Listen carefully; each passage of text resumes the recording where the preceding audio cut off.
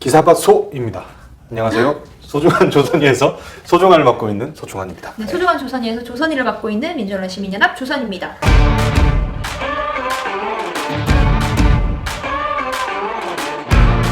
기사밭소? 네, 뭐죠? 기사밭소. 사실 정확히 하면 기사밭소 물어봐야 돼요. 기사밭소 물어보는 거거든요. 아, 그런 건가요? 그러니까 저희가 원래 화요일마다 영상 계속 나오는데 저희가 거는 좀 급히 만들었습니다. 언론 관련 이슈 터질 때마다 여러분한테 그때 전달 드리려고 그 기사를 봤냐? 라고 물어보는 취지로 기사밭소 네. 를 시작하기로 했는데요. 오늘 그 첫 시간입니다.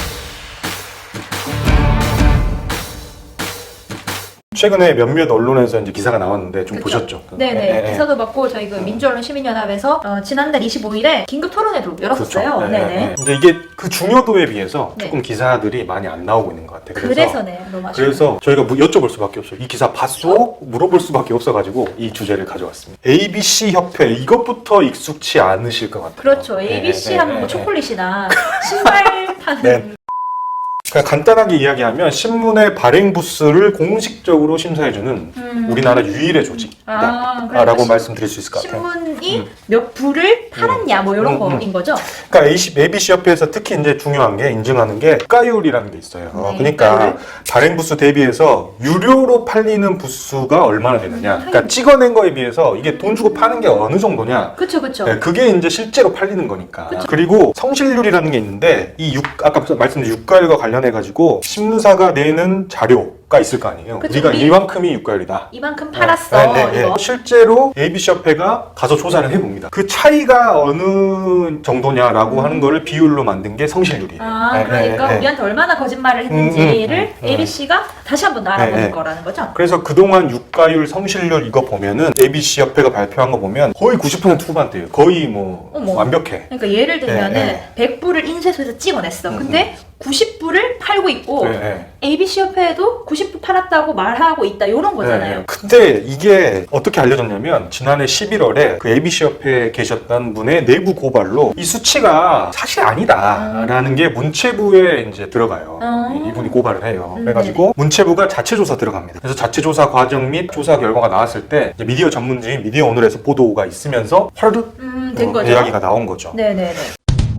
실제로 문체부 조사 결과가 얼마 전에 3월 16일에 나왔어요. 그래가지고 대표적으로 그냥 몇 가지 수치만 보면 아까 유가율 성실률 거의 막 90% 찍고 막 100% 있고 그랬거든요. 근데 실제로 보니까 평균 유가율이 62.99%. 아, 그러니까 100부 찍으면은 60부 팔린다 이런 거죠. 그리고 평균 성실률이 이거 55.37% 나왔어요. 정확히 이야기하면은 신문사가 낸 거랑 ABC 협회가 그동안 검토해왔던 그 수치가 거의 절반밖에 맞지 않았다. 그러니까요.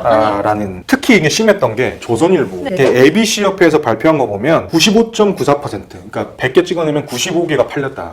거예요. 이거는 너무 거짓말 같다. 근데 실제로 해보니까 67.24%. 그리고 성실률도 ABC 협회가 98.09%라고 했었어요. 그러니까 이거는 조선일보가 우리 유가 부수가 이 정도야 라고 했는데 거의 그게 맞았다라고 ABC 협회가 인증을 해준 건데 실제로는 55.36%. 거짓말 쳐도 너무 쳤고 조선일보도 그렇고 ABC 협회도 약간 눈 감은 거죠. 뭐 거짓말인지 어쩐지는 조사를 해봐야겠지만 수치가 부풀려졌다 라고 말을 할 수 있을 것 같고요. 문체부 결과 발표 나고 나서 국회의원들 김승원, 민영배, 안민석, 최강욱 의원이 ABC 협회와 조선일보를 국가수사본부에 고발을 했습니다. 혐의는 보조금 관리에 관한 법률 위반 그리고 형법상 사기, 무방해, 위기에 의한 공무집행 방해 등 뭐 이렇게 적용을 해서 고발을 한 겁니다. 네, 이제 그러면 좀 그 수사 결과를 지켜볼 필요가 있겠네요. ABC 협회의 그 지표가 광고비 책정의 기준이 됩니다. 그러니까 신문이 얼마나 팔리느냐는 얼마나 많은 사람들이 보느냐니까 그걸 보는 사람들에 따라서 그 광고가 얼마나 전달되느냐니까 광고비도 연결된다는 거죠. 그러니까 그 유료 부스 숫자에 따라서 A군, B군, C군으로 분류를 하거든요. 근데 A군에 우리나라에서 딱 3개 감이 오시나요? 설마? 조중동.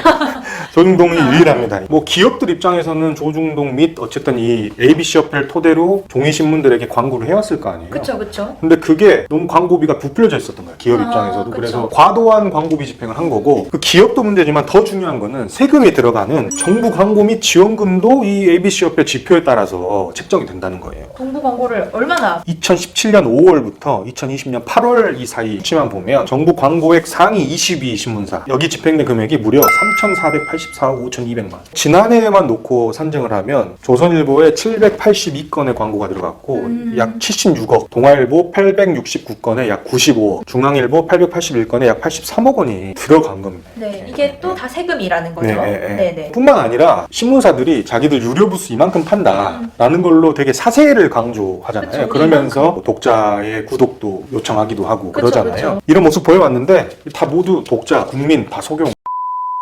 계속 얘기했던 1등 신문 이것도 사실 늘 조선일보가 ABC협회 토대로. 토대로 우리가 구독률 1위 요거를 항상 강조해왔잖아요. 근데 뭐 어떡해요, 뭐 당했네. 이게 그동안 그러면은 왜 이렇게 이야기가 짝이 나온 얘기는 아닐 것 같아요. 그렇죠. 네네. 그러니까 암암리에 이 업계에서는 다 알고 있었어 사실. 다 알고 있었군요. 우리가 몰랐. 이게 처음 거론된 게 아닌 게 2008년에도 한번 경향신문에서 보도가 있었어요. ABC협회 이게 부풀려져 있다. 그리고 그 뒤로 막 계속 그 안에서 공공연한 비밀이었는데 이게 왜 그랬을까? 왜 이렇게 안 알려졌을까? 라고 보면 이게 언론계 주류잖아요. 종이신문이. 그쵸, 종이신문이 주류인데 이 종이신문의 이익과 연관된 거였거든요. 그래가지고 보도가 잘 안 되는 거예요. 진보 보수 막론하고. 그렇죠. 왜냐하면 이게 우리가 조선일보를 중심으로도 조중동 얘기를 하고 있긴 한데 사실 뭐 전반적으로 신문사는 전반적으로 이런 일이 있을 수도 있다고 볼 수 있고 그렇기 때문에 다 같이 쉬쉬한 게 아니냐 이렇게 볼 수 있는 정황인 거죠. 내부 고발 있고 문체부 조사 과정에서 미디어 오늘이라는 그 미디어 전문지가 대대적으로 보도했어요. 그렇죠. 근데 종이신문에서는 거의 기사가 안 나왔었습니다. 그때는. 그리고 나서 일피 3월 16일에 문체부 발표가 있었다 했잖아요. 문제 있었다.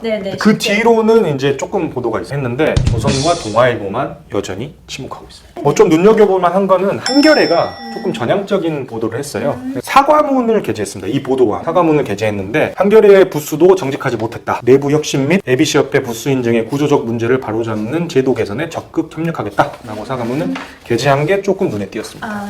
한겨레가 약간 인정을 한 거죠.